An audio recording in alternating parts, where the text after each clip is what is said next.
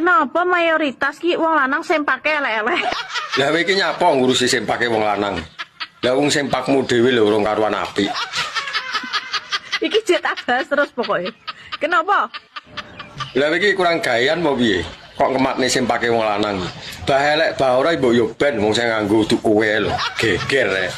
Tulung to nek bar bayaran ki tulung tuku sempak cah. Lah sing penting apa sempake? Sing penting iso manggung wis to.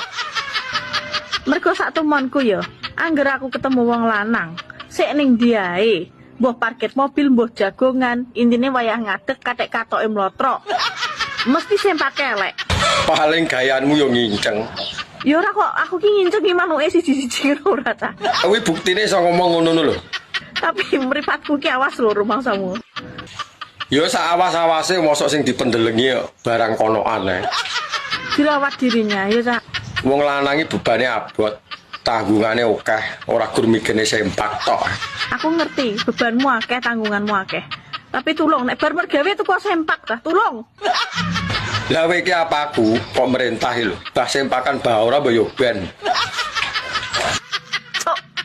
Sempake kumpul kabeh. Anja.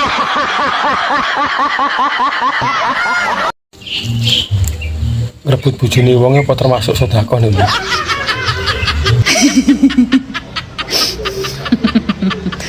Malah guyu. Berarti lek sedekah aku sedekah kuwi suwakeh lho Lek. Tenan. Berarti wis tahu.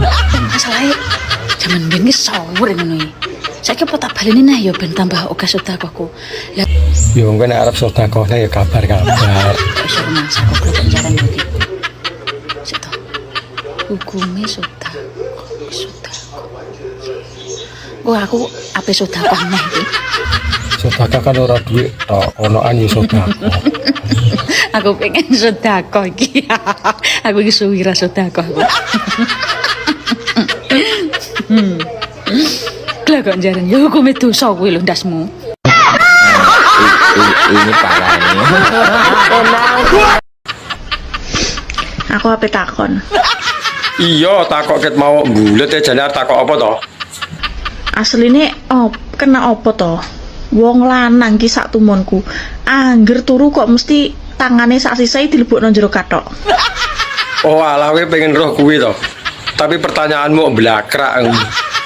Alasannya apa? Apa yang dilakukan oleh jari-jari tersebut? Ayo. Kuwi ngene. Nek awake turu, sing ngisor mesti polah. Lah kok nek ora ditekep ya polahe ra karo-karuan lho. Iso jebule kathok. Mosok gak iso to turu sing anteng tangane ning sebelah pinggang kene Ya ora iso kok nanteng. apa ngene manis kok cewek-cewek kok cah wedok ini ra iso. Kok mesti brosot ning jero kathok iki kena apa? Alah wong wedok lho nek turu karo wong lanang, tangane ya mblusuk rono. Anja.